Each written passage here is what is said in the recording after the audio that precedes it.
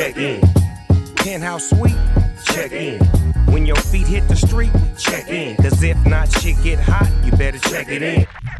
Welcome to Worldstar, checking in with Stephen A. Smith, the legend. My man. What's up, bro? Hell yeah, bro. Good to be here, man. I grew up on 2/3 between 111th and 112th, a block away. So I grew up with Jam Master Jay. Oh, so you've been knowing Jay from the... I knew Jay practically my whole life. That's crazy, because I know Jay. I actually physically met Jay when I came home in 2004. Right. My wife was a Jam Master Jay fan, Yeah. man. Oh, he was had his big time. poster on the wall. Yeah. All that growing up. Like, He was big time, man. But Run DMC, they were one of the originals, no question, you know. But I knew all of them. they was the legends, man. That's right. LL, didn't know LL, grew up 5 minutes from me. You go to Hollis, remember, I'm between 111th and 112th. You go to the corner, you make a left, and 1 mile down was Farmers Boulevard. That's where LL grew up. So I thought they said LL grew up in the good part. He was They could call that wealthy. the good part all they want to. It was the good part compared to spots in the Bronx and Brooklyn and the projects and all of that, because you had single family homes there. But you know what? I lived in the single family home. It was still holes in the roof. It was still rats and roaches. It was still government cheese and all of that. I mean, they could think that we were better all we want to, but it wasn't like that. Because that's like our neighborhood. Yeah. Because growing up on our side of the 60s in the city, they called us the wealthy Crips or the well-to-do. Right. But shit, we was going to get it just like everybody else. Exactly. This notion that, you know what, we weren't going to get it, that's not true. That's not true. We was broke as hell. Broke as hell. My mother was absolutely wonderful and pounded the pavement, grinded the whole nine, but we were struggling. I know what it's like to starve. How many brothers and sisters you had? I have 4 older sisters and my older brother who passed away in a car accident in 1992. Who was the oldest, the brother or the sister? My sister Linda is the oldest. Then it was my brother. Then my other 3 sisters, all in Abigail and Carmen, are all older than me. And I'm 4 years younger than my youngest sister. So, and 10 years younger than the oldest. Are you 10 the years youngest? older. I'm the youngest of 6. Oh, goddamn, man. You were spoiled then. Please. I mean, but since you know... I was raised by 5 women, man. Imagine being raised by 5 women. I know that. And they boss you around, they slap you upside your head. You better not even think about doing anything back. Bro, let me tell you, I know that feeling. Yeah. I raised in the house my mother, my 2 older cousins, right, my sister, and 1 sister younger than me. That's right. I know the whoopings for not putting down the toilet stool. That's right. I know if it was, you know how my sister used to give me, we get into it? At night when my mother come home from work at the post office, they'll sprinkle water on the toilet seat. And when my mama come in, she gonna think I went in there and pissed. And you couldn't speak against them because it was a gang. My sisters was like a gang towards me. I better do everything. I better wash the dishes twice a week. I better take out the garbage every night. I was the last one allowed to eat the cereal. They got to eat cereal first. That's how I became a soap opera fan. Like everybody laughs at me because I got a recurring role on the soap opera General Hospital. I've been watching General Hospital for over 40 years. Well, that's how it happened. From the time I was 8 years old, when you came home from school, it was 2 working TVs in the house. Right. Both of them were on General Hospital. You either had to do your homework, or because you wasn't allowed to go outside until you got your homework done. So you had to do your homework, or you watch General Hospital. I got one for you. Yeah. The living VCR. Remember when your mama used to leave and go to the kitchen for something? Yeah. And she make you sit there and you have to tell her verbatim? That's right. And get everything right, every syllable, everything. Don't fail to tell her exactly what she missed. Exactly. Because if you did, then you wasn't going to be allowed to watch TV. Exactly. That's what I remember. Absolutely. No living. That's how it was. That's how it was a VCR. Before VCRs came out, man, we was the VCR. Man, look, I'm 53 years old, bro. 53, okay? I'm the youngest, but I'm 53. I'm a grown man. God has blessed me to be very, very successful. My sisters don't give a damn about none of that. They like, look, this is what we need, do it. Oh, by the way, since you in the neighborhood, come by and take out the garbage. Oh, by the way, we haven't been out all week. Come take us out for dinner. That's my life. You know, my mama called me after the documentary came out. Right.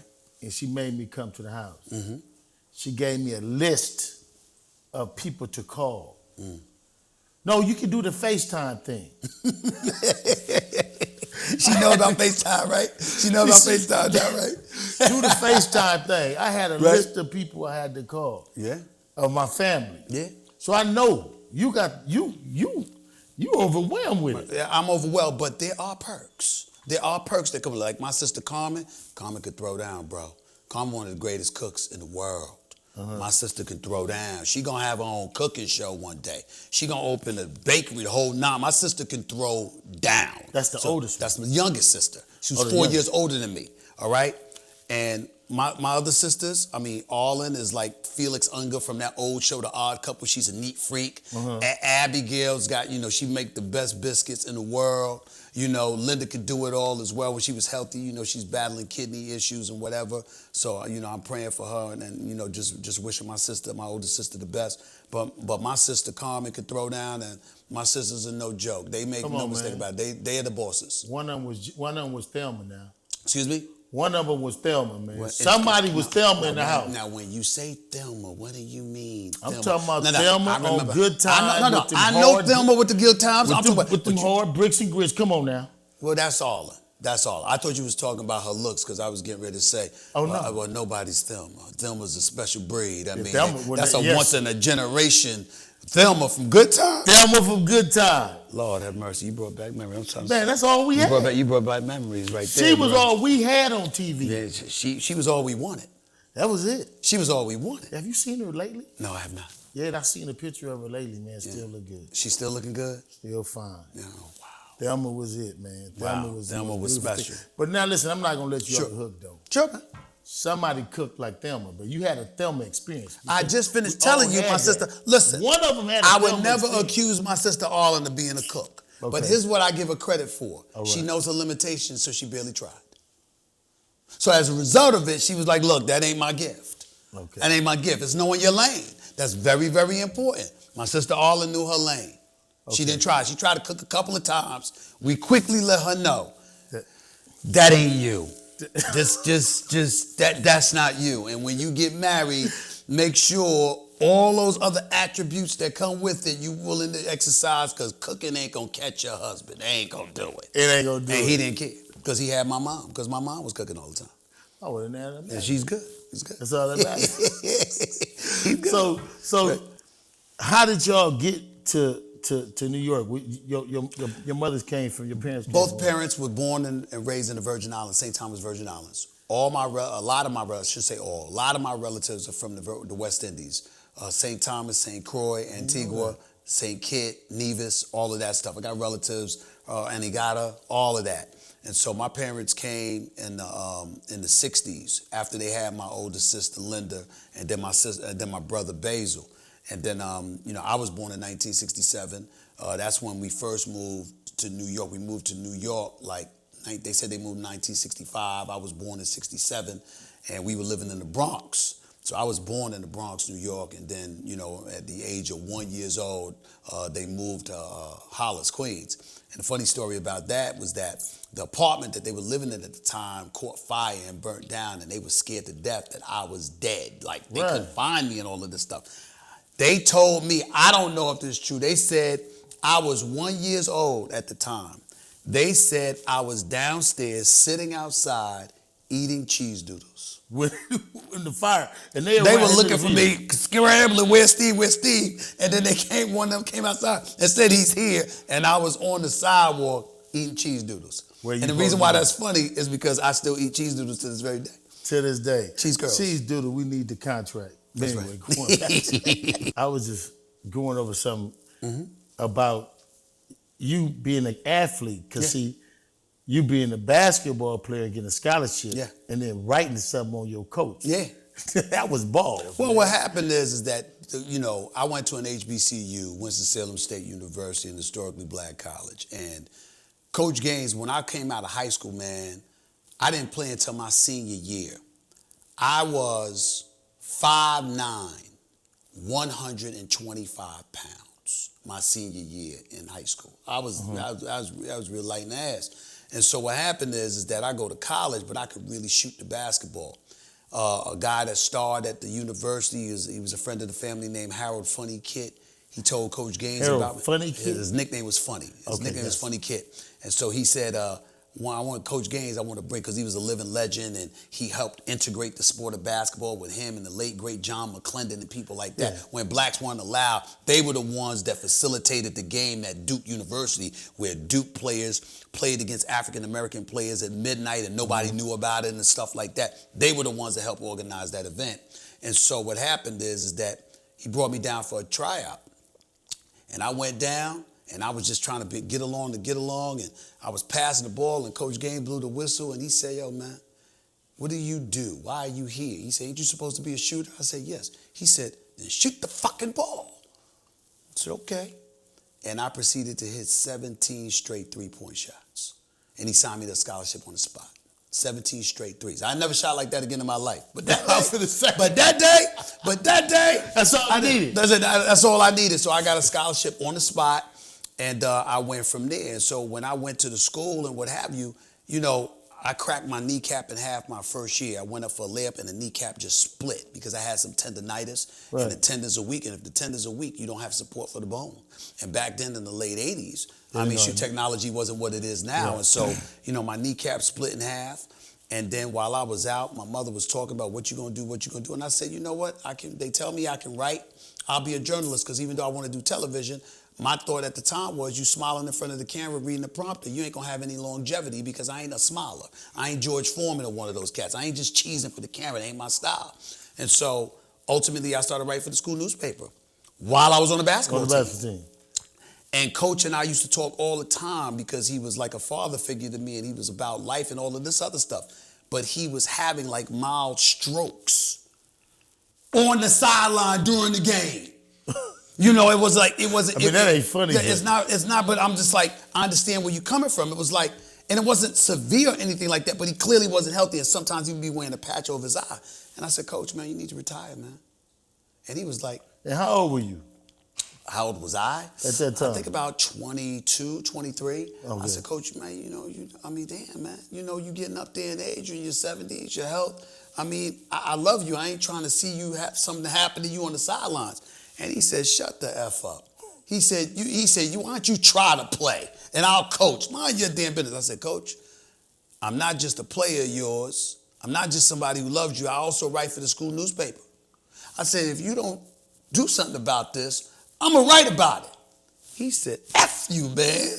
Like that. He said, go ahead and do it. Right? He said, please. I said, okay. So I went to the school newspaper. I said, this is what I'm writing. And I wrote in the school newspaper he needed to retire.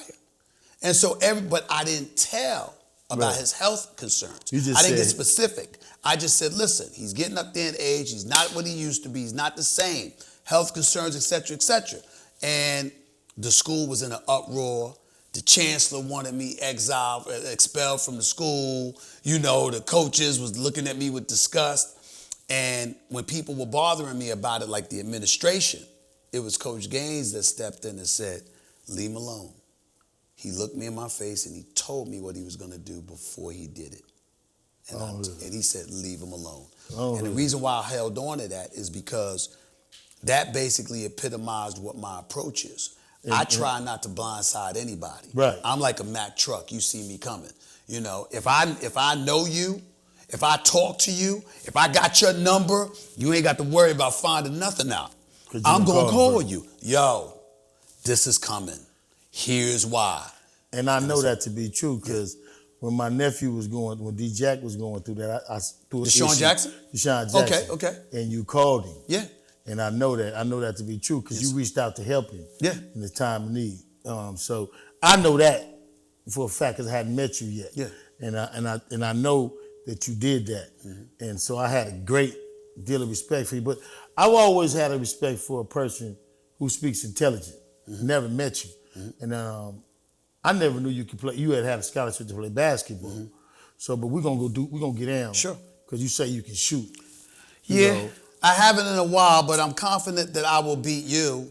What camera is mine? You know, I am confident I would do that. Did you hear this man say he can beat me? I'm a shooting contest. I did not say I could battle you down low. You didn't hear me say that. I'm not gonna play him down low. That's right. Just shoot jump shots. I'm gonna shoot jump shots. Okay. He say he'll shoot it. I think so. I think I would beat you. I'm just me being cocky. 2 dribbles. You get 2 dribbles. Really? 2 dribbles. That's it. Okay. 2 dribbles. All right. Don't check out. Okay. Your 2 dribbles. Okay. It's 2 dribbles and it has to be All a right. shot. It'll happen. 2 dribbles and shot. I ain't going nowhere. I didn't challenge Shaq. Well, you're really stepping out on a limb there. Didn't. I said I did not. I'm just saying, but if you did, you gonna challenge Shaq to a shooting contest when he shot? Oh yeah, I can shoot. I tell my bro up. That's like challenging Charles Barkley to golf. What you saying, man? Oh, I mean, Charles come can't on. play golf? Hell no. You seen him? No, I mean I see him with a golf. I see him. You see, the swing alone tells you he can't play. I can't. And I play. love Chuck. I love you, Chuck. But nah, the golf ain't his thing, bro. So you shoot the golf thing. You good? No, not at all. Oh, but you can say he can't play. I don't try. Listen, there's something to be said for trying. I don't play hockey either. I used to, but You now know? that I know you play basketball, I gotta take a little bit back. Cause I mean, like, I hear dudes talking all the time, and he ain't never, but you played. I'm not worried about them. Listen, man, cats gonna hate. They gonna say what they gonna say because they should feel that way because you see me on TV talking about you and you like, he can't ball. Well, my point is, you wouldn't be able to ball either if I was who you were comparing yourself to. We talking about you against your contemporaries. You understand what I'm saying? Right. It's like, who are you going against? I'm not talking about you against somebody in the street or something. I'm talking about you against your contemporaries. You put on an NBA uniform. You're one of the top 450 to 500 players on the planet. I'm measuring you against them. Guess why? Because there's only one team standing at the end. And a lot of times these cats try to say stuff like, well, you know what? Hell with him or hell with them or whatever. They being negative. They being this, they being that. Well, let me ask you this question. When you go to the negotiating table, do you act like you would like everybody else? No, right then you say I'm an individual. You say, yo, I deserve max dollars. I deserve 30, 40, 45, 50 million a year. Not that dude. He a role player. He should be happy to be on the team when you negotiating. But then when you come and you get your 40 million and the other cat is getting 2. Right. Now we all equal. Really? Really? No, it don't work that way. It don't work that way. Me and you had to talk, and you talk about that. Me and you had to talk. We was talking about Steph Curry. Yep. No. Let's do this. Sure. Your 5. My all-time 5. Your all-time 5. Well, for me, I said definitely MJ, LeBron, because I think LeBron is the greatest small forward to have ever played basketball. Oh, you putting him at a small forward. I'm not putting him as a guard. Okay. Even though he's a point forward, he's still a forward. Okay. The bottom line is I'm looking at him. I'm looking at MJ. I've got Tim Duncan as the greatest power forward to have ever played the game of basketball. And even though Bill Russell is an 11-time champion, I would still go with Kareem Abdul-Jabbar. And then the 5th guy, I said Magic Johnson, but here's what I said. If we talking eras, if we talking today. That's not what you said. I know that, but I'm just saying. Okay. If we're talking that, Steph Curry is the greatest shooter on the planet Earth. I'll give you Ever. And Magic ain't that dude. Now, Steph can't run a team like Magic. Steph isn't the quintessential point guard that Magic was. And based on resume alone, you want to go with Magic. But for me, if I had to sit up there and think about the modern era, see, Jordan, it don't matter what era. Kareem, it don't even matter what era. Tim Duncan, okay, maybe not. LeBron, it don't matter what era. MJ, LeBron especially. That point guard spot, eras matter because of the rules in the game and the way the game was played. Well, that's Magic all the way. When, in terms of what? Magic can play an era. Magic could have played in any era. I'm not saying he couldn't, but what I'm saying to you is that in today's day and age, he could still be. If you can't shoot the basketball, but Magic is the kind of player when they wanted him to score. What did he do? He became a scorer. Right. I'm never going to disrespect Magic by saying I'd put anybody over Magic at the point guard spot. What I would say to you is that I'd like to remind you, Steph Curry is the greatest shooter God ever created. I would definitely agree with that. But remember when the coach told you to shoot? But at that time, Magic needed to be a facilitator. Okay. Then a scorer. That's fair. He was able to do that. That's fair. But can Steph be a facilitator if he needs to be I think one? he can, but let me switch it to you in a different way. If I have LeBron, I have a facilitator.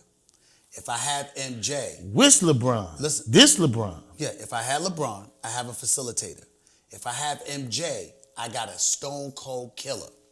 Both those guys demand your attention. How you gonna defend Steph?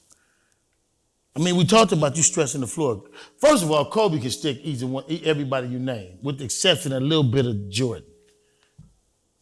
Here's what I would tell you. And I'm gonna leave that. Sure. And then who was your center? I told you Kareem. Kareem. I'm gonna take the big Shaq Diesel. I'm gonna accept. Shaq's the most dominant. But here's the thing. Here's what I would say to you about the argument for Kareem. We are talking about a 19-time All-Star who is a 6-time champion, a 6-time MVP, who is the all-time leading scorer in the history of basketball.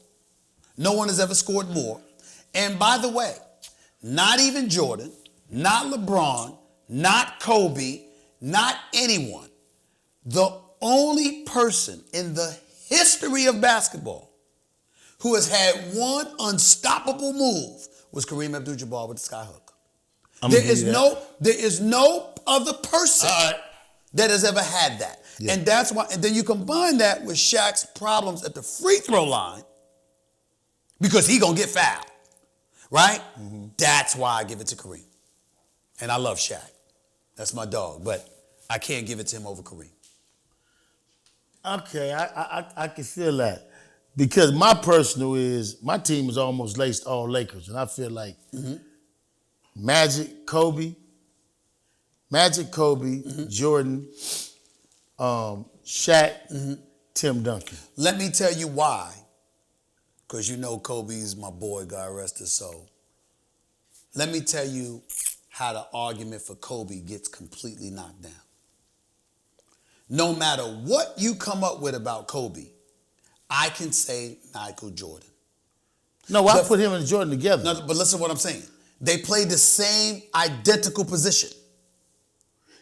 Identical position, and Kobe tried to emulate his game and came the closest to it. So, and not only that, by the way, who just passed away that we celebrated?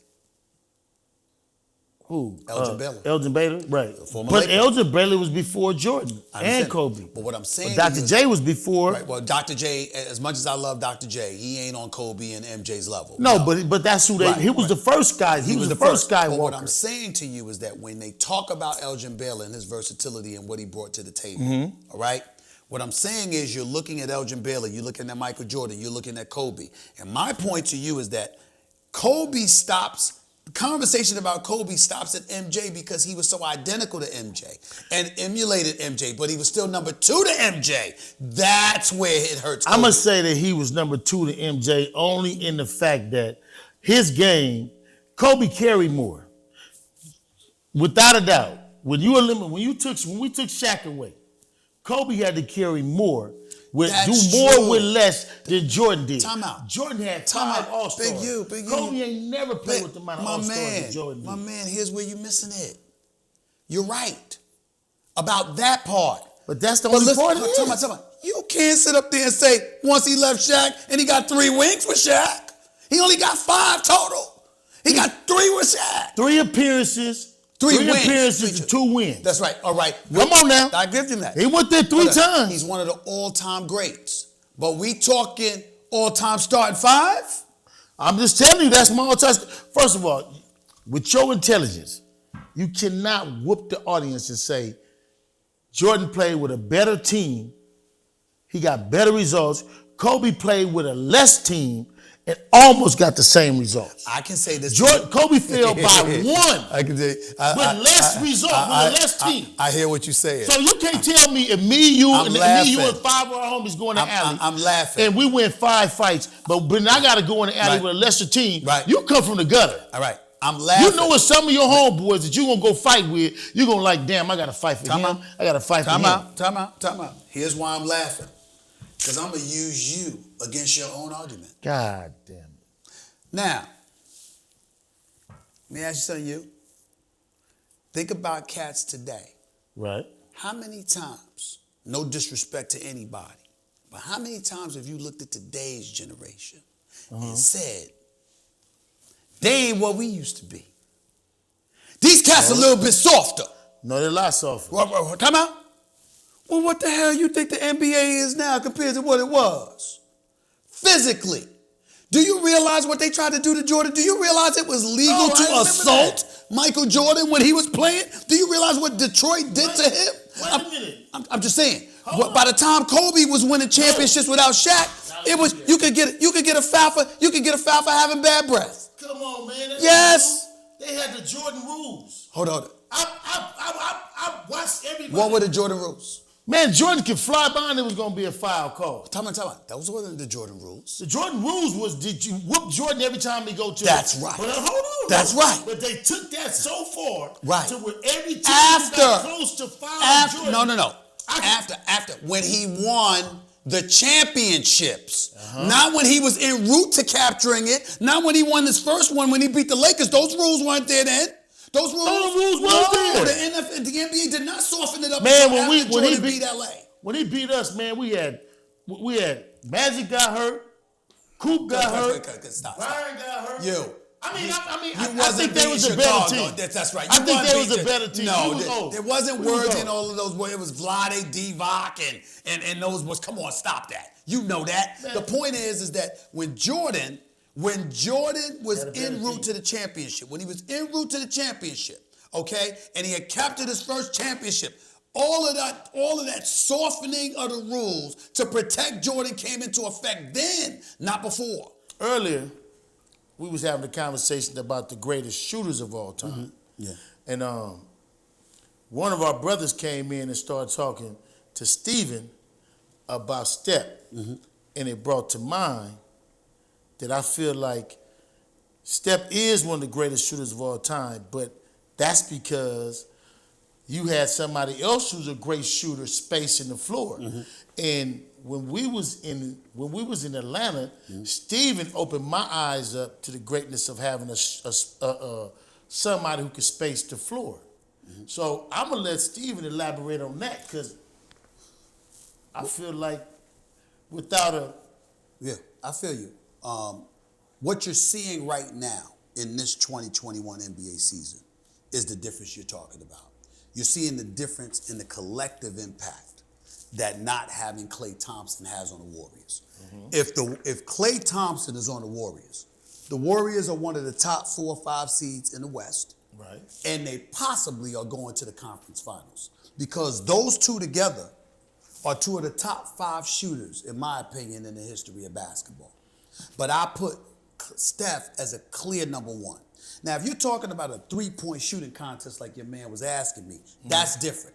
Because you're talking about spot-up shooters. And we talk about spot-up shooters. We'll throw Ray Allen into that conversation, Reggie Miller into that conversation. Okay. You can throw a host of dudes into the mix. There's no question about that. Klay is in that conversation as well. Hell, I go back old school for you. How about Dale Ellis? How about Del Curry, Steph's father? Mm-hmm. How about Ricky Pierce? How about downtown Freddie Brown from the Seattle Supersonics in 1979, 1980? How about these cats? How about Allen Houston with the New York Knicks? You talk about spot-up shooting. I mean, the list goes on and on and on. But what makes Steph clearly to me the greatest shooter to have ever played the game of basketball is his ability to create his own shot off the dribble. Reggie Miller might got to bounce a step back, drill it. Ray Allen, smooth as silk, can't leave him open. He gonna drill it. Same thing, Klay Thompson, he could post you up, turn around jump shot, spot up, 3, yes. But I'm talking about literally boogieing on you. Right. Breaking you down, buckling your knees, and still pulling up from 30. That's what I'm talking about. 20, 30, 40, it don't matter. Right side, left side, key, wings, don't matter. He got it for me. That is what Steph Curry brings to the equation, and that is what makes him the greatest shooter in the history of basketball. I got a political question for you. It just popped in my head. Sure. Is there ever going to be a woman, because you said the game is soft. Yes. Do you ever think the game is going to get soft enough for a woman to at least come off the bench? No, I don't believe that. I believe that I don't think that's something that's going to happen. But there are some women that can ball. Like, for example, you got a young girl that's a freshman that was Player of the Year, Wooden Award, AP Player of the Year. Her name is Paige Beckett from UConn. Mm-hmm. I haven't seen a woman shoot the basketball like this girl can shoot. She reminds me of Steph Curry. Now, they neutralized her in the Final Four. That girl, McDonald for Arizona, got up in her and had her running around all over the place and tired her out. But Paige Beckett's is something special. We've seen the Candace Parkers, the Maya Moores of the world, and they play low, so that's going to be hard. All that stuff. So, but don't get me wrong. When I say the game is softer, I'm not saying the game is soft. I'm comparing it to what I grew up watching.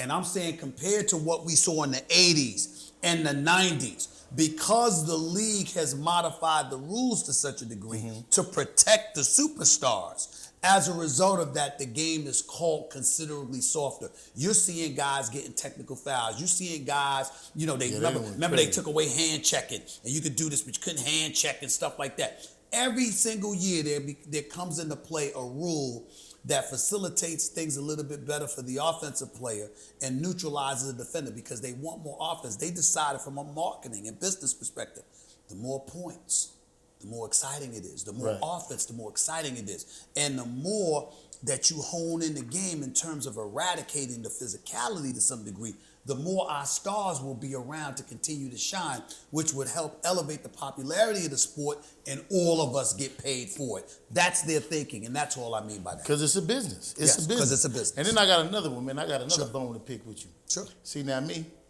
with LeBron James, was it Game 5? Yep. They run Draymond out the game, man. That was Game 4. Game 4. Right. All them bullcrap fouls. Why Get would the you? man a tech. Why is it? Hold on. Why would you have a bone to pick with me of all What was people your about opinion that? on that? Exactly. Evidently, you ain't watching enough First Take, and certainly not Stephen A's World is on. Okay, you're right. That wasn't you. That was let me tell you something right now. I've been going off on the NBA for years, calling it a stimulus package they gave LeBron James. Gave it to him. To remind everybody, here's the deal. They go into the series. I call it Golden State winning this series in 5. I said they're going to win Game 1. They're going to win Game 2. They'll probably lose Game 3. They're going to steal one in Cleveland, and they're going to close them out back at the Oracle. That's what I said. What happens? remember that. What happens? LeBron, Golden State giving it to them now, but LeBron gets physical because he's frustrated with his team. He's frustrated with the way they're playing. They're about to go down.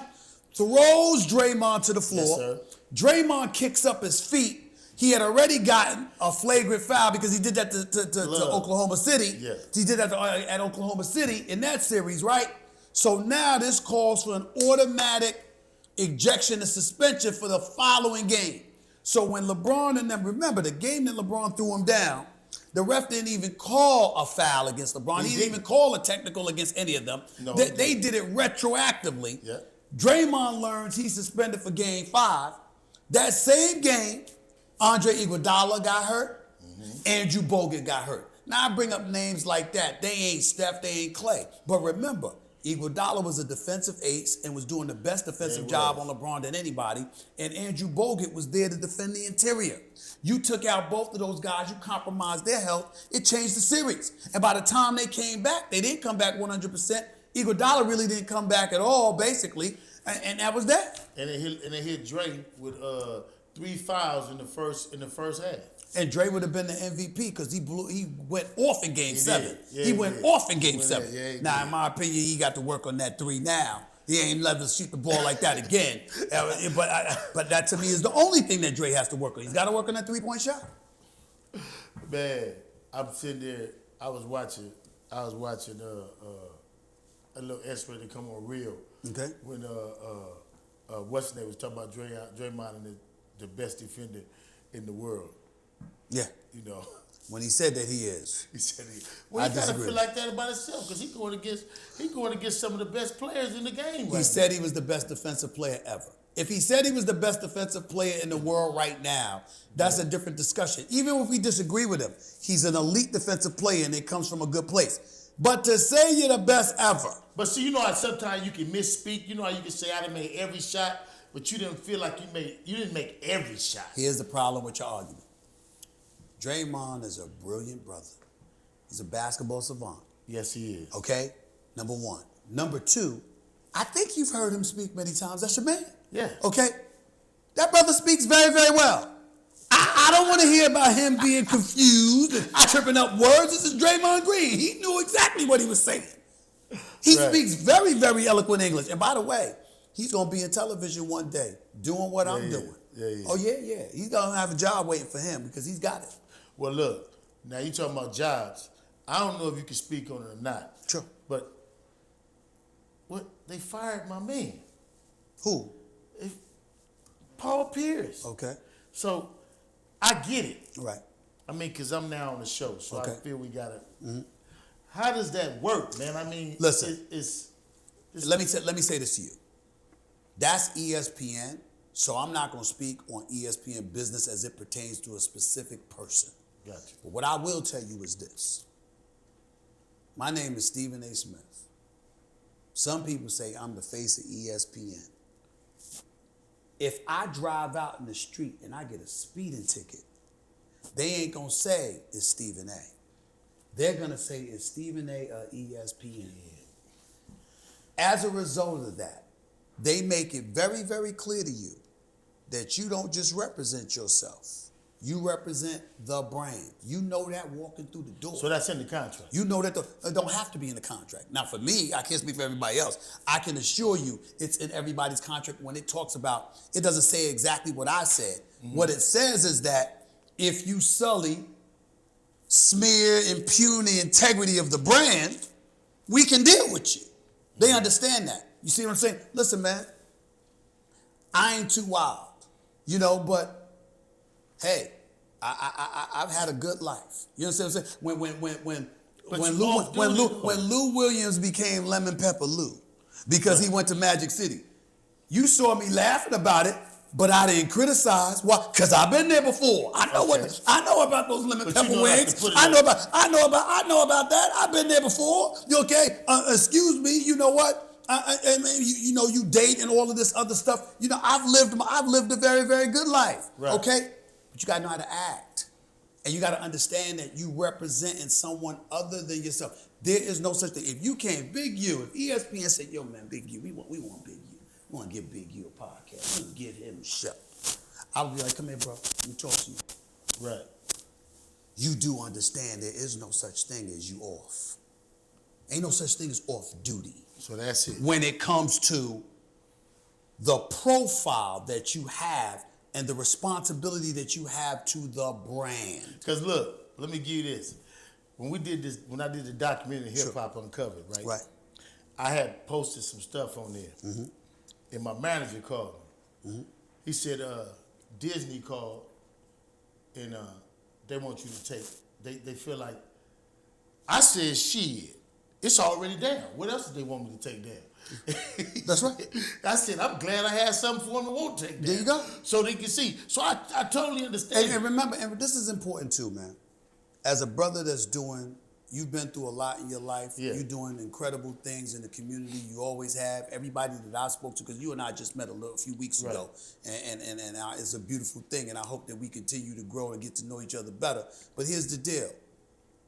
I would tell you that with all the things that you're doing and all the positive impacts that you had, think about the interest that you and your man have in others, and think about how sensitive you have to be. Right. To anything that can transpire that can ultimately compromise you receiving the support you want from outside sources in order for you to achieve what you want. Well, if you have to be sensitive to that, and you Big U, what would make you think somebody that's working for Walt Disney, aka Mickey Mouse, that they don't have to be responsible for? Who could possibly make the excuse they didn't know? It's not that they didn't know. Right. At some point in time, you make a decision as to whether you cared enough or not. Right. And Walt Disney is the kind of company that says, if you don't care, we respect where you're coming from, but you got to go do that for somebody else. You got to do that elsewhere. Yeah. We can't associate with you. And by the way, I don't know any business that hasn't done that. Remember years ago when there was all of this controversy, particularly in the aftermath of domestic violence with Ray Rice and all that stuff in the National Football League, right? Yeah. Remember, Adrian Peterson was a model citizen and considered one of the all-time great leading rushers. They had to put him on the commissioner's exempt list, meaning they paid him, but he wasn't allowed on the field because advertisers and sponsors were pulling their money from the Minnesota Vikings because they didn't want him on the field, because those who were opposed to corporal punishment per se were raising hell about it. If Ray Rice had been brought back in the league, sponsors would have ran away from those teams. You got Deshaun Watson right now in the National Football League. I love Deshaun Watson. I think he's a phenomenal player. And to me, it's innocent until proven guilty. But when you got 22 charges against you, do not be surprised if corporations are going to say, yo, we don't know if we want to see him back on the field. He got a lot to be worried about in that regard. We in the cold culture right now. Yeah. You know what I mean? And it's almost like, I elaborate on this because it's almost like I don't want to hear no woman saying it's not a woman's world no more, because it is. Yeah. And they really hold the power. It's a good point. And because it's so fearful now to almost like you can't speak to a woman in the workplace, you can't tell her you look good today, or you can't even compliment a woman in dressing. How do you do it? I ain't gonna lie to you. I don't know. I don't know the answer to that question. I would tell you this. As honest as that assessment is, and I don't know too many men who would disagree with you, what I would say in defense of those women is that the culture to some degree was created by us. Because as men, and I'm not talking about I'm black, not going to white, put this on us. Let me explain. When you talk about white men, black men, whomever, according to the statistics, women have been far more victimized than men. Definitely. Right? Definitely. Now, if we know that to be true, remember when the Ray Rice case came percolating, the thing that jumped in everybody's mind is that there's so many things that happened that women never felt free to speak up about, talk about, and point out, because they were fearful they would be ostracized because of the male-dominated culture they were living in. And so if that is all true, then we do play a role in the fact that now it's gotten reversed to some degree, because it's like, yo, they basically said enough's enough. We gonna speak up. You have daughters. I have daughters. And I got big sisters. That's right. That's right. And so my sisters look at me, and my sisters like, you damn right it happened. And you damn right you better speak up about it. And you better speak against it, or else. Right. You know, and by the way, they threatening to whip my ass if I don't. And guess what? And what am I gonna say? Because I mean, they're my sisters. I better do what they say. So look, in closing, yeah, man, this situation with the All-Star game, you know, Major League Baseball, pulling everything out of Georgia, and because of this voting thing. What you think about that? Or can you speak on that? I can speak on it. I have spoken on it. It's tricky because on one hand, here's where I'm at. You're trying to suppress the black vote. That's the first thing that came to my mind. You know, drop boxes in different locations, and you know, stuff like it's illegal to give somebody food or water, and you know, all of this other stuff. And then, you know, when you pay attention to it and recognizing the fact that they took powers from the states and gave it to the local government, or vice versa, they did one or the other, then they also had the power to get rid of the Secretary of State, because if you remember, the former president wanted the Secretary of State to do his bidding, and then when he didn't do it, he wanted to get rid of him. Yes, sir. So these are the kind of things that it reeks of voter suppression, because when you talk about the Democratic Party and you're talking about a red state like the state of Georgia has historically been, you're talking about a situation that entails, you know, Republicans pretty much running the state until the recent elections where the two Democrats won the Senate seats. And so they're like, oh, now that you lost, here you are wanting these rules changes. Right. In that regard, I'm down with it. Yes, it's voter suppression. I don't like it. Hell with that. MLB, all these sports leagues take a stance. Where I veer left a little bit, or veer right a little bit, is that I remember when all the social justice issues were going on because of George Floyd's killing in Minnesota. And I remember brothers and sisters taking the knee, trying to bring attention to Breonna Taylor, Eric Garner, Philando Castile, Eric Garner, you know, all of these folks that suffered at the hands of brutality on the part of police officers. And all I kept pushing for was, why are we just talking and protesting? Why are we not on Capitol Hill with these same white folks that swear they're now listening? They hear us loud and clear. What can we do to help? And use their cachet, coupled with our cachet, to march up on Capitol Hill, specifically in an election year, and demand change in legislation.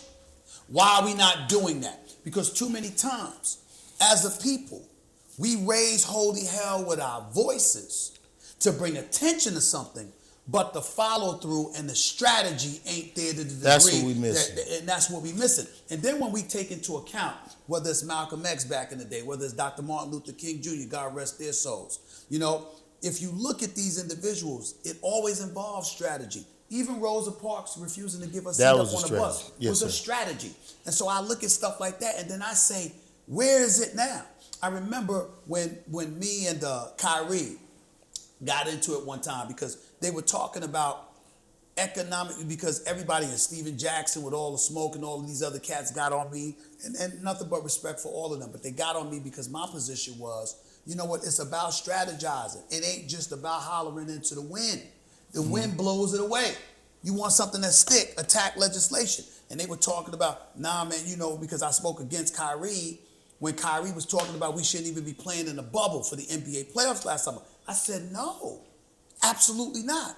From an historical perspective, when you look at black people, it was about economic empowerment. Martin Luther King was about economic empowerment. Malcolm X was about economic empowerment and independence. What happens with this? If Kyrie Irving, if the players had listened to Kyrie Irving and not played in the bubble, Biggie, the NBA had a license to rip up the collective bargaining agreement worth billions that they had just agreed to. They literally would have had the right to do that. And then they would have had to go, it would have rendered all contracts null and void. And you would have had to go back to the negotiating table, negotiate a new collective bargaining agreement with the understanding. But where would their power have been? Say what? They'd have more power though, more leverage. The players? Well, you say that. But here's what I'm saying about the owners. The owners would have said, you can have all the power you want to. We lost these billions because of COVID-19. So we can't possibly afford to pay you what you're looking for because of what we suffered because of COVID. So and that would have been an excuse for them to lower the amount of money that they had already negotiated to allocate to the players. I said, why would you do that when all you got to do is go and play 2 months of basketball? Keep your money, come back after the season's over, continue to address the issues, because they're not stopping you from addressing the issues in the bubble and beyond. I had a talk with some of the players too. Sure. And I took the stance that they should play because I felt that they should play because you lose the power of voice. And if you don't, I only felt that way. Okay. That in that situation, not showing up to work, and I likened that to when I was in prison. Right. Because when I was in prison, and I would call the homies for money or call somebody for help, and then because they didn't do something for me one time, then if I stopped calling, I didn't move myself away altogether. So I likened that to that.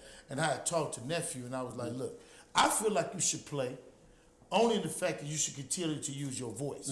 Because now if you just take yourself out of it, you ain't got nothing to say. Right. But you stop their game. Right. But these may not be the people that you need to get that message to. Well, So that was my opinion. But I like what Kyrie was saying. Because I felt like it was a lot of our people that was going hard on Kyrie.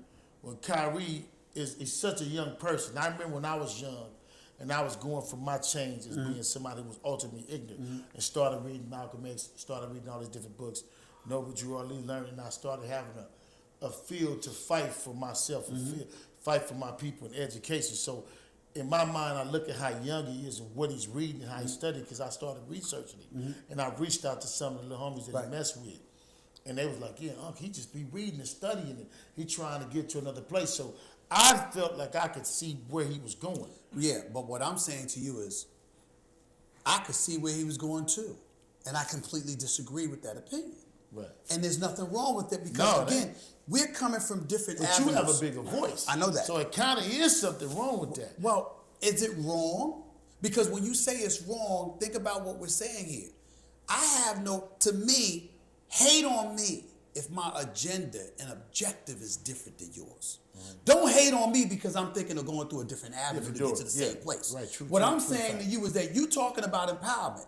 If I'm saying hell with empowerment, if I'm saying racism doesn't exist, if I'm saying there's no police brutality, hate me for that because that's not true. You see what I'm saying? And that's ignorant and it's weak on my part. That's not what I said. What I'm saying is, wait a minute. This is where you going. This ain't the way you gonna get there. Let me tell you another reason why.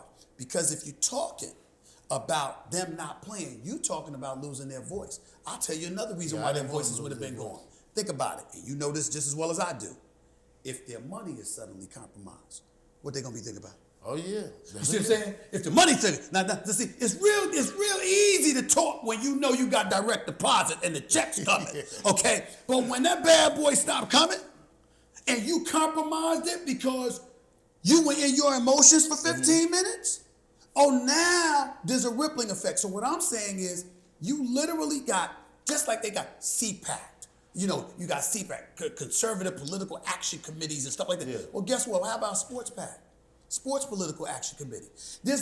You could sit up there and pool your resources and go to politicians. This is how we want you to vote. This is the legislation. You got Georgia laws. You know what you could do to stop those Georgia laws? Maybe if you had made sure Stacey Abrams won the election, that Governor Kemp wouldn't have been in office to sign that in the law with a damn footage of a plantation hovering over him and 5 or 6 white dudes. Maybe if you had made sure she got in office, that wouldn't have happened. So these are the kind of things that I think about. Now, in the end, what I'm saying is, I'm an older brother, he's a younger brother. Him and all of them.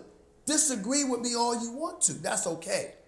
But when you talk about me, make sure you do your homework. Make sure you know where I'm coming from, because I've been fighting this fight. I've been in these battles. I'm on the air all the time when we talking about black coaches or the lack of black coaches and stuff like that. You think that endears me to white folks? You think they're going to be happy with me for constantly bringing that up? You think they don't want to alienate and ostracize me? I say bump it. I don't give a damn. It's the truth. It's right. And this is what I'm going to do. And can't find black players that stand up and go like this, Stephen A. Wright. Yeah. And they got hundreds of millions now. But you scared to speak up, or you don't care because you don't like me.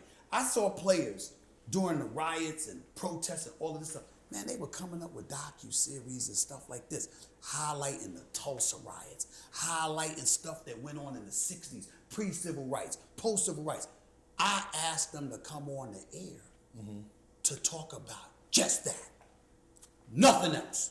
No basketball, no football, no nothing. Let's talk about that. Oh, you didn't like what I said about your game, and so you don't want to come on. Really? You got to understand that at some point in time, and I know you get it, I get it, but at some point in time, it's about realizing certain things bigger than you. I might not like what you have to say, but if the agenda is aligned and we're trying to accomplish a bigger goal, then guess what? I ain't worried about it. I think when you're talking about young people and you're talking about people who are growing, it's a step they have to, it's steps they make. I agree. And then, you know what I mean? Because like, before you got to where you were, you experienced a lot of things. Right. Hiring and firing. Right. And growing. And a lot of these babies, or these youngsters, I don't want to call this baby, but a lot of these youngsters are going through things that are letting them grow into it. A lot of them are just now starting to see where they're getting their voice. And LeBron, to me, is leading that. Yes, he is. And he is what Michael Jordan, people were asking Jordan to be at that time. But it was a different time. Yeah, it was definitely a different time. And Jordan couldn't get away. Jordan couldn't get away with what LeBron could get away with now. I don't know about that, but he could have spoken a little more. You could say. I'm not even saying that. I know. Yeah, but I'm just saying. But I'm just saying what he does behind the scenes for black folks, it might not have been that apparent in front of the camera, but because he did it, it allowed them to be more receptive to Shaq, Kobe, LeBron, and everybody in between. And what I'm saying, because see, LeBron is such an example, and because he's so big and respected, he has given them voice. Yeah. Because when I was talking to one of the kids, I was saying that you guys didn't speak up when football was speaking up. You guys were silent. So now it's your turn, because the fight has landed in y'all's steps. So that's what you were saying to the basketball players? That's what I was saying. Well, let me tell you this. I was talking to let me tell you this. They should have never, ever have allowed the football players to go out front and center. You know why? Because they don't get no money. Because your money's guaranteed, not theirs. Exactly. Ain't no football. You got football players that's telling you all the time, listen, you take away the top 20 players, how much football players getting? You understand? About so 200, 300,000. The reality is that you put them, you left them out there. To whom much is given, much is required. That's like me. I got brothers like the Sports Brothers in Miami that's up and coming, along with cats that's in the industry that's up and coming. That's like me telling them, y'all go speak. Right. I'm going to be quiet. No. I'm Stephen A. I got this platform. It's my job to be front and center. I had the same conversation. You see, it's my job to be front and center. But while I'm being front and center, it ain't about me just going out there gung-ho and being stupid. I got to be cerebral in my approach. I got to understand that there's certain things that need to come from me. There's certain things that need to come from somebody else. Exactly. There's certain times that I need to say this. There's certain times that I need to scale it back because I got a bigger battle coming down the pike. And I want to make sure I'm heard on this and I don't dilute my message by having an argument that's of this importance when I know in about a week I'm going to have an argument that's this important. You got to make all of those decisions. Yeah. And you got to be smart about it when you're in my position. But these young cats that might not appreciate that position, there's a difference between a young cat that just don't know any better, because we all run across that, and we were all that person. Yeah, we were. Right? So both. There's a difference between that, however, and a young cat that feels because he got it going on, he doesn't have to show you any respect whatsoever. And you know those. You know those. And what I'm saying to you is that those cats, I don't give a damn how young you are. I have no use for you. Because when I was that age, I wasn't like that. Right. You couldn't have uncle, anybody else that was an elder statesman come up to me. I might have been dismissive in my mind, like I'm young, I know, they don't know, they old, they passed. Yeah. But I was never disrespectful towards them. Because I respect my elders and that they got wisdom that I might not have. That's this show. This show is about checking in hip-hop, and it's about, it was the birth of the idea of us checking in to let people understand that you should check in, and that's what it's about. Yeah. Young people, and that's in the source. Y'all check in, and you've been there. Because you said earlier something that touched me when you said that a lot of these youngsters don't realize you're getting calls from your OGs, from guys who played this game from the beginning of his time. You know what I mean? Hall of Famers call me all the time.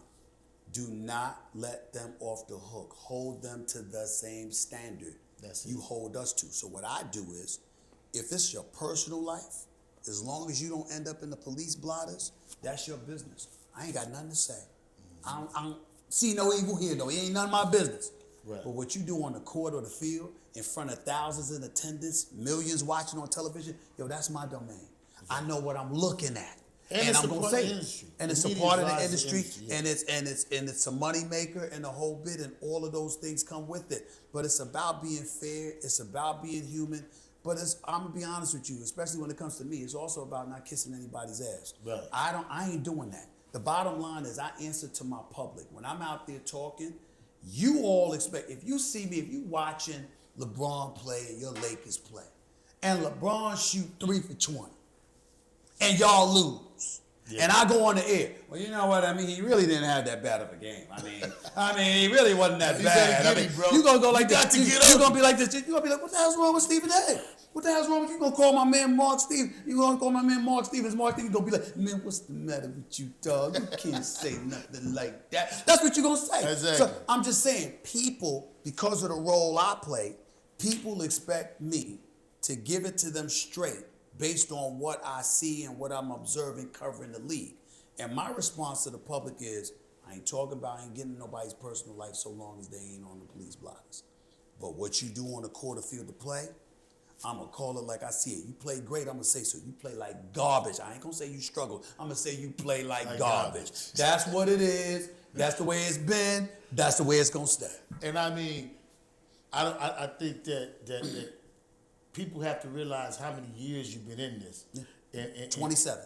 And that's a lot of years. That's older than some of these babies been living. Yeah, exactly. 27 years. And you have done with all manners of the streets and people coming in and going out. It's amazing because it's like you just sit up there and it's like guys get so mad at you based on what you say, and I'm like, if they only knew what I could say. Right. You know, you got to remember, you have teammates, you have administrative officials that work with you, you have coaches, you have executives, you have owners. I know people for every single team. Right. In most sports. I have half of them on speed dial. It's nothing for me to find out something. Now, I'm not going to say anything, right, unless it's pertaining to the game, but the point is like, listen, you know what they said? What they say? I remember one Mission Impossible movie, dude. I think it was the first Mission Impossible, and the guy that was chasing after Tom Cruise. He said, "What's the suspense here? You find a soft spot and you squeeze." Right. And that's what you do as a journalist. You find okay, where's the soft spot? Who knows what? And you ultimately get connected to them. When you've been covering the league for over a quarter century, it's not nobody you don't know. You know enough. You don't know everything. No one knows everything. But you know enough to do your job well. Okay, but Michael Rappaport, man. Yeah, man. He was wrong. You don't do that. That's violating all kind of man codes. And I spoke to Michael about that. And I like Michael. He's a bit wild with his political commentary, stuff like that, but I like him. But he was wrong, and I told him so. Dead wrong. Now, in his words, you know, once KD mentioned his wife, that's when he lost. Still, though. And I say still, you violate all kind of man rules. Yeah. You know, you don't do that. Listen, I've had private conversations with countless players. I have never, ever, ever in my career revealed a private conversation with anyone without their permission, if it's private. That's a principle that you got to hold on to. And I guess it helps because that's me coming from the streets. See, I can't lift my head up. I can't lift my head up, meet cats like you and Doe and others, knowing I'm that kind of dude. I can't do something like that. I think that's what people need to know about you, though. They know. Trust me. You know what I'm saying? Because, you know, sometimes you can see and you hear a person talking, you think that he's talking about everything that he know. Right. Until they know that he ain't talking about everything he know. They know better, and they know they can say whatever they want. But there isn't a single athlete that can tell you truthfully that I have ever violated their trust. Never happened. Never happened. And it never will, because it's not worth it to me. It's about my manhood. It's the cats that I'm friends with that ain't players. How can I walk around and be hanging out with you and all of this other stuff, and you got to be worried about what you say or if I'm going to say something? Nah, that's weak. I would never do that. Well, look. Yeah, I know. It's past 5. I'm good. I'm good. Are you I'm good? good. I'm Okay. good. All right, well, let's go. Yeah. Okay, so we got the questions, man. Yeah. So this is checking in. Sure. I pull up in your city. Mm-hmm. Where you taking me to eat? Wow.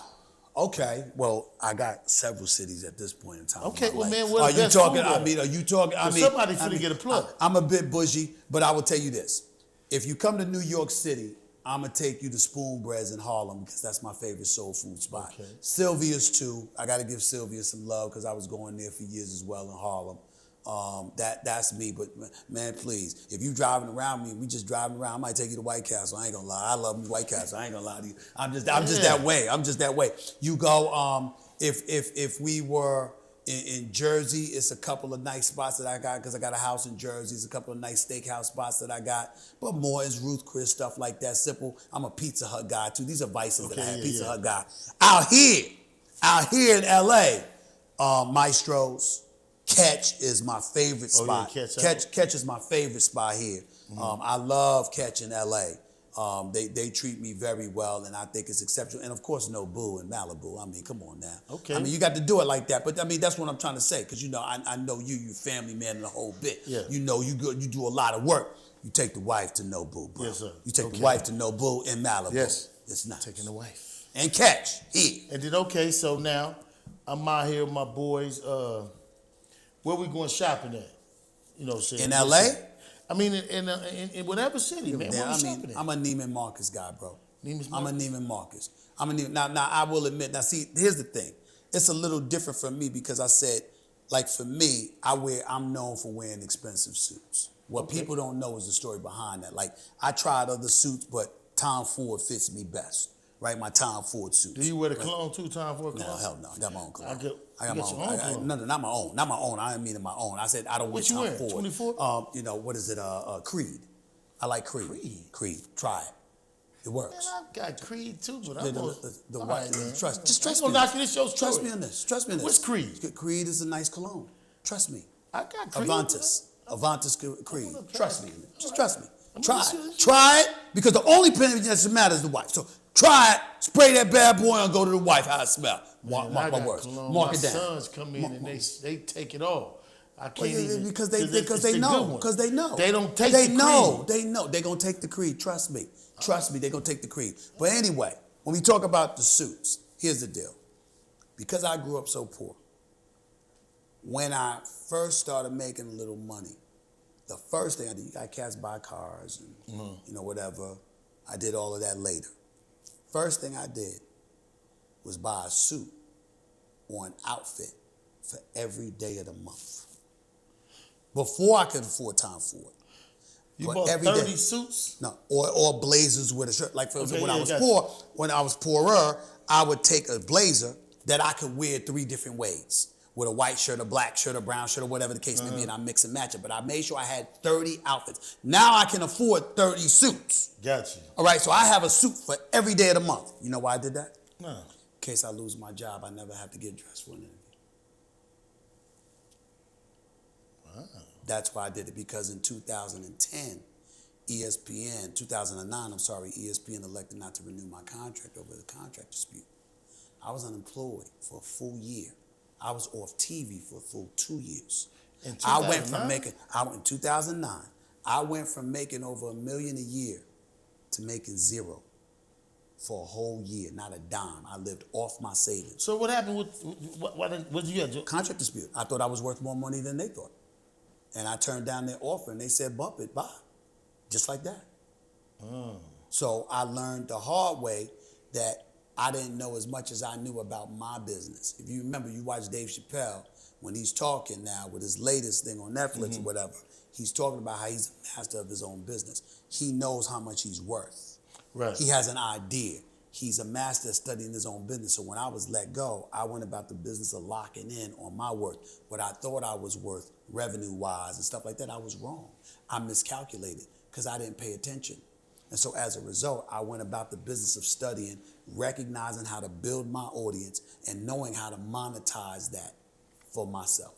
That's what I had to learn. I didn't know it back then. So that was I very made a foolish important for the decision. kids to understand. That's right. It was a big deal. But for me, I still hold on to that. Like no matter, I'm living well. I got a crib here in LA. I got a crib back in New Jersey and New York. All of that other stuff is fine. And I've been blessed. But I worked over a quarter century to pull it off. What I'm saying to you is I still remember when I was broke growing up and when I was unemployed a decade ago as if it were yesterday. Right. And I walk around with that mentality all the time. I was talking to a youngster today, and he's in high school, and he said he wanted to go. He's a football player, wants to go to school, he wants to get in communications. And I was explaining to him that you have to do a lot of work, and you need to be lucky. Yep. And I was telling him you got to be willing to sacrifice. Yeah. And just to hear you say how many years it took you to get where you are. Yeah. And I was explaining to him, today it's a lot more jobs in front of a camera than it was 10 years ago. And I told him I was coming to do this interview. And I was waiting for him to say, I want to go, and I was going to bring it. But he never said it. Right. And I was looking at him. He missed out. When I got ready to leave, I said, see, you ain't really serious. I walked up to him, I whispered in his ear, I said, you ain't really serious. Because if you was, you wouldn't have never let me walk out this backyard and you not want to go meet one of the greatest men to ever do sports, talk about sports. Right. And Doe will tell you, this happened this morning. Happened this morning. You told him right. Yeah. You told him right. And I'm not talking about myself. I'm talking about the principle of your position that he should have viewed it as an opportunity to capitalize off a level of exposure you're not getting every day. And because that's what I did. I remember one time, man, I was in this business and they asked me to give a speech. And I had to give a speech to a bunch of aspiring journalists. And one guy stood up and he said, Mr. Smith, appreciate you the whole bit. He said, I got a problem though. Could you help me out? So what's going on? He said, I've been offered a job. And I'm from Maryland, and the job is in Seattle, Washington. And I said, so it's the job you want? He said, yeah. I said, it's a good opportunity for you? He said, yeah. I said, well, what's the problem? He said, Mr. Smith, I'm in love. Oh, then You know, I'm in love. You know, and you know, if I take this opportunity, I don't know what's gonna happen in the relationship. I said, you coming to me to ask this question? You sure you want to do that? He said, yes, sir. My mom told me to talk to you. I said, okay. Love don't pay the bills. Sure, for real. I said, that's my answer to you. Love don't pay the bills. And I said, I'm going to tell you something that's a very, very harsh reality. I don't care how much that woman loves you. It's going to be compromised if you can't pay the bills. Exactly. Don't let them tell you any different. You can't pay the bills, you're going to have a problem. Yes, sir. And I said, so I'm not telling you to get rid of her, dump her, or anything like that. Shoot, she might be a hell of a catch. But don't you want to take care of her? Don't you want to help her acquire what she's aspiring for, as opposed to being an anchor in her life that's pulling her down because you can't provide for her? I said, yo, you got to go and do what you got to do. I said, I would strongly suggest you try to convince her to come to Seattle with you. And if not, go without her. Because your relationship ain't going to last anywhere if you back here and you ain't doing but so much because you passed up an opportunity of a lifetime for yourself. And that's really what we talking about here, man. We talking about sacrificing. People ask me all the time, why you ain't married? It was simple, because I was married through my career after growing up poor, starving, watching my mother struggle. My mother and father were married for 60 years, but my father, I'll just leave it at this, he handled his business. And so because of that, that put a lot of weight on my mother's shoulders. And I'm a proud mama's boy. The first thing that I did when I signed my contract for my new show years ago in 2005, when I had, quite frankly, I signed that bad boy for over $1 million. I signed it on 66th Street in Manhattan at the ABC building. I signed that bad boy. The first thing I did was go to my car, drive to Queens, New York, and my mother had retired as a nurse, and she was working in the police athletic league to just get pennies to afford to go on her vacation because she didn't want to use her pension. And I went straight to that PAL and I walked up to her and I said, let's go. You will never work again. And my mother never worked another day in her life. They would on that. I wasn't playing. That was the mission. Yeah. That was the mission. Because when you see, listen, women are incredibly intelligent. They're better than us. They're smarter than us. They make greater contributions to corporate America and all that other stuff. But if you being real about it, what you really want for that wonderful woman is for her to have that choice. Mm-hmm. You don't want her to be forced to do not just what she's supposed to do, but what you're supposed to be doing, because you ain't handling your business. Real talk. You do not want that as a man, not if you're a real man. And that's all I've been about. Yeah, real talk, man. I feel that because I've been blessed to have sisters. Yeah. And my story is really a story of women. You know what I mean? Like my riders, court cases, road cases, all that. My sisters, my mother, all that. You know what I mean? So right. I wasn't blessed to meet my father until 16. And I wish I would have known him earlier. I met him, but I didn't really get to know him. And I say that all the time because he was 16. But he's a great man. I love him. He live with me. I take care of him today. And I take care of my mother too. But the women have always been the rock. They're smarter. Yeah. And you know what it is too? This is the thing about women that I don't even think women realize. When a woman supports you, that is the closest you could get as a man to invincibility. Right. I don't think women realize that.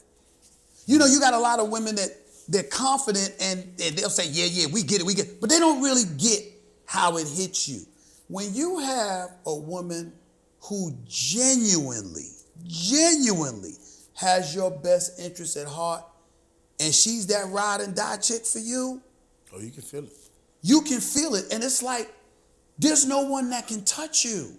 They really, really can't, because you got her. And so for me, it's like, but I'm not talking about just a wife or a girlfriend. I'm talking about sisters.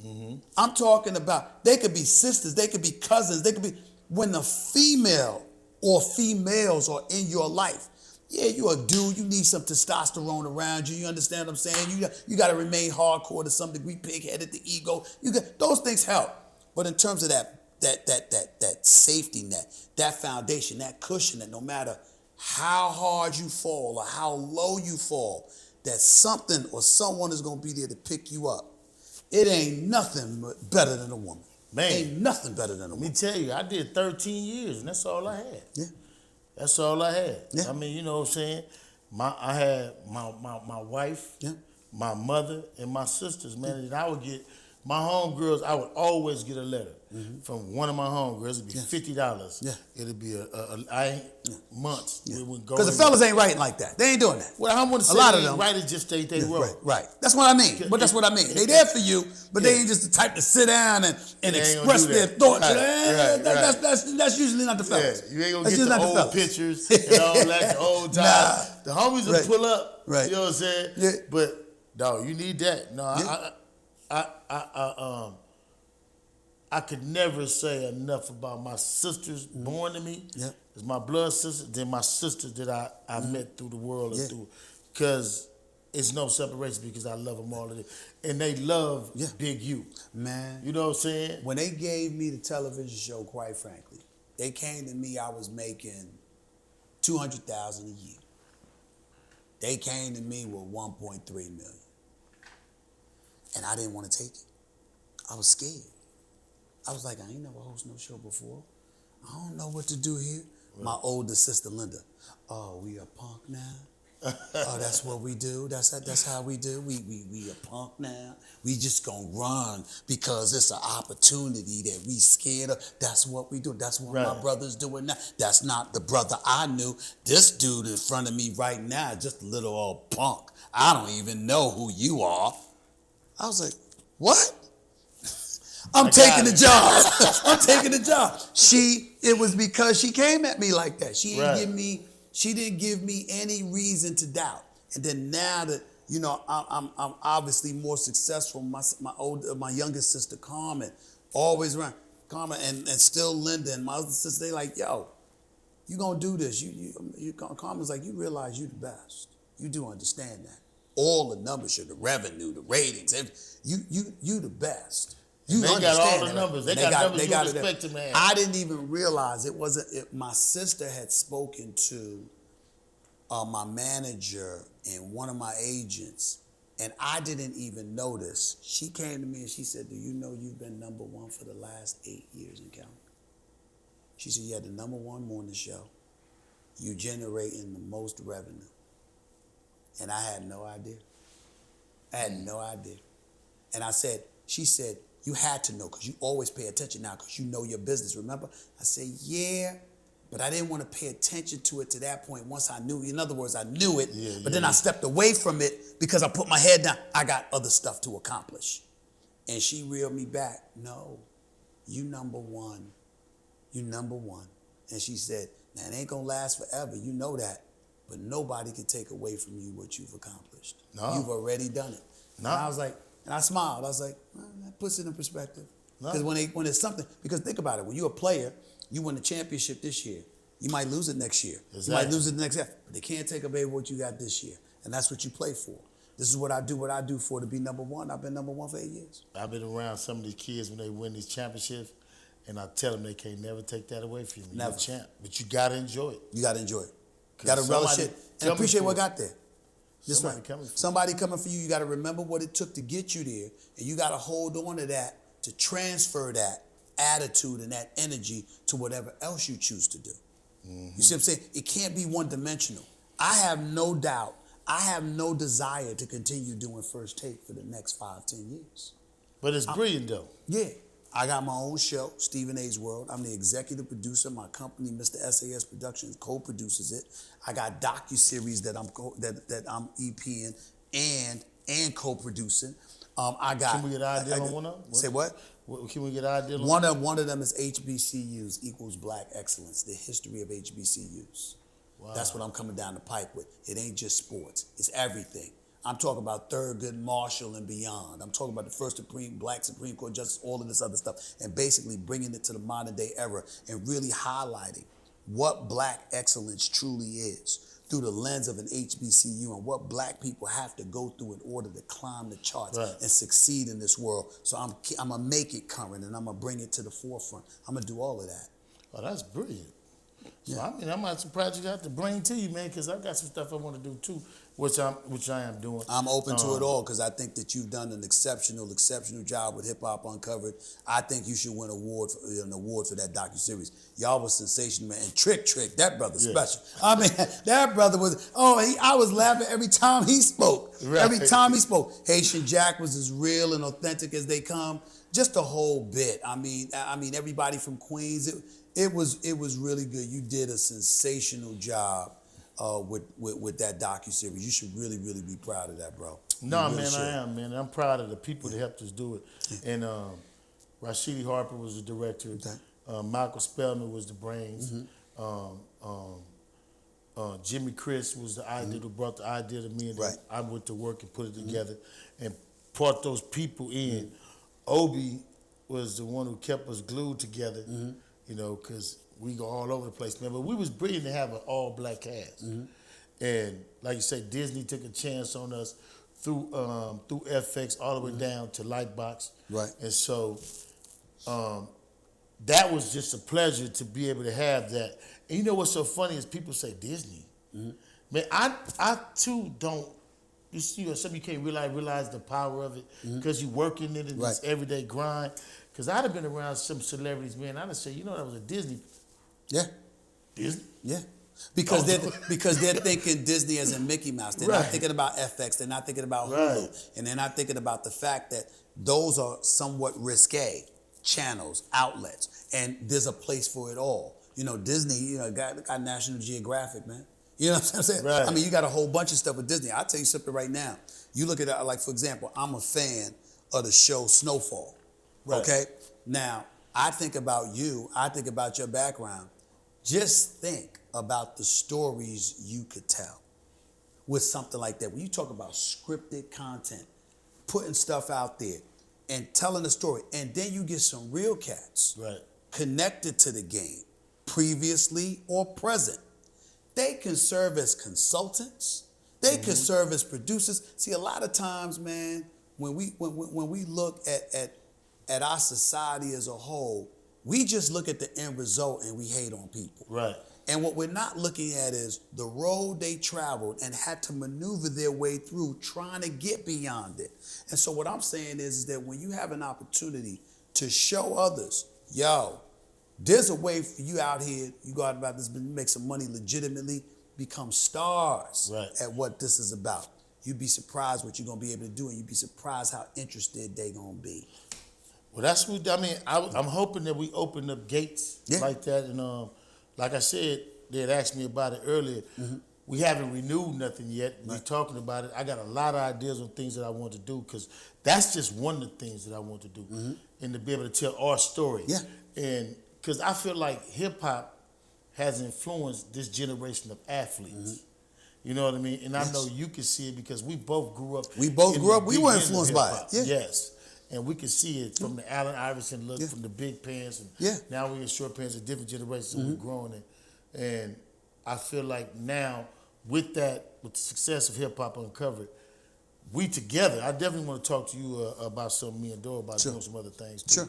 And creating a platform where we can tell these stories and people can see end results. Because I tell people all the time, you can't just tell a story and you say you just, it's nothing to it. Like, where's the story? Where's the grit? Yeah. Where's the fight to get right? Exactly. You know what I mean? Because I didn't just start selling drugs. I learned it from home. You know what I mean? Not from my mother's home, but from the family that was around there. And we went out into the world. We took that to the world. But at some point, I had to change. At some point, I had to grow up. And at some point, you also got to receive the level of understanding necessary. I remember there's been plenty of white executives that have come up to me and it's like, well, you made it. How come they couldn't? I said, first of all, I had the most wonderful mother on the planet Earth. Wow, me too.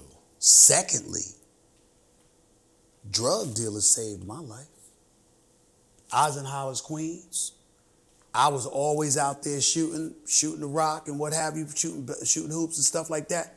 But because we were poor, I was tempted to deal drugs. I was tempted to be on those street corners. I was tempted to get into that game.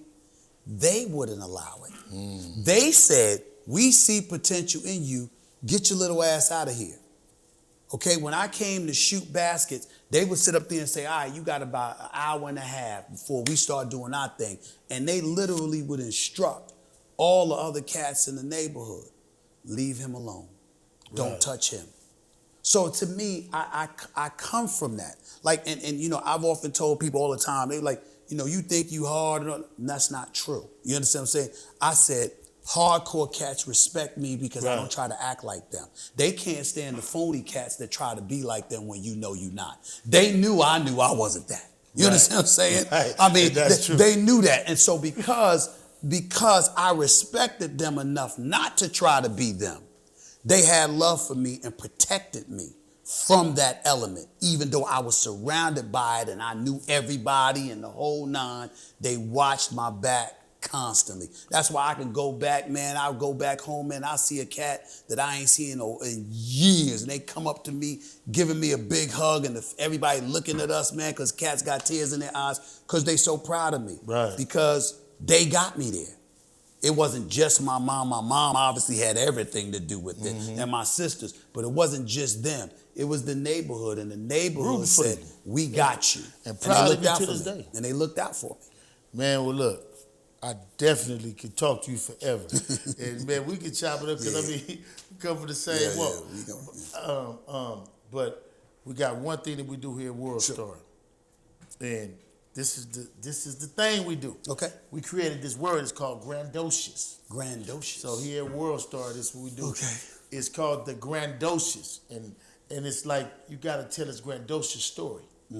So you get 2 minutes to tell us the most grandiose story. It don't matter if it's true, if it's a part true.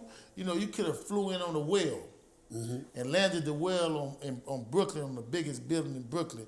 Went down and got you a Philly cheesesteak, and then got back in the whale and drove down. And you know, but it's the grandiose. You know what I mean? Whatever. It's Stephen A. and the grandiose. I'm gonna tell you something. It involves a female. Okay. And it's true, it ain't fake. So oftentimes I often tell people, and it's like it can be grandiose is good or bad. To me, it's right here in the middle. So oftentimes, so many times when people talk about betrayal, they think, all right, you slept with somebody else, you did something like that. No, there's a multitude of ways to betray people. So I had this girl, this honey I was dating, I was talking to her in college. And I was leaving from Winston-Salem State, and I was going to the movie theater. And I was driving to the movie theater, and the next thing I know, one cop is behind me. Another cop car comes up. Another cop car comes up. But the one that was behind me initially, I never stopped because he was in a plain car. It wasn't no siren or anything. So once I see the cops coming up and stuff like that, I pull over. Like, what the hell's going on? Guy gets out the car, pulls out his gun. Get the F out of the car right now. Get the fuck out of the car. You know, and pointed it right at me. Put my hands up like, what the hell's going on? You know what I'm saying? He said, and took me and threw me against the car door. Threw me against the hood of the car or whatever. And what did I do? What did I do? You fucking saw me coming after you. You were speeding. I said, how do I know you're a cop? You didn't have a siren on, ain't a cop car, whatever. And the other cops came, right? And literally, a rare experience, the cop told him to back off. Relax, calm down. He's a kid. You know, I was in college. He's a kid. The girl I was dating walked up to the car right in front of me and the cops. What you do now?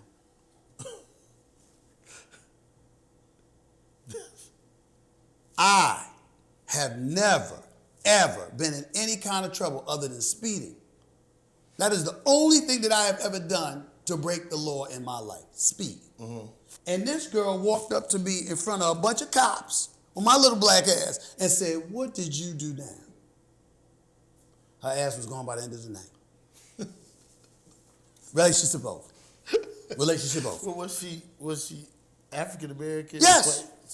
Sister. A sister. Yes. She didn't walk up and say, "Baby, Walked come up to on." me. She walked up to me in front of the cops. What'd you do now? So I'm just saying, ladies, you can't do that. You cannot do that to a black man in the presence of cops. And then total betrayal. Total betrayal. Total betrayal. She was gone by the end of the night. She's gone by the end of the night. You ain't never talked back to her? No, what's it say? What's it say? I got you. What did you do now? Like I'm a what did I do? What did I do? Don't know a damn thing. All I did was I was driving to take her to the movies. So here we go. Is that a good enough story for you? Is that grandiose or not? I think so. We gonna figure it I out. think so. I think so. So listen, thank you for having us. You got Stephen A. Smith, a legend. You know what I mean? And one of the best guys you're gonna ever meet. You my brother from another mother. You at Worldstar and you just checked in. You got to check in, man. Everywhere I go, I check in, man. No, I don't get checked, I check in. It's a big difference, man.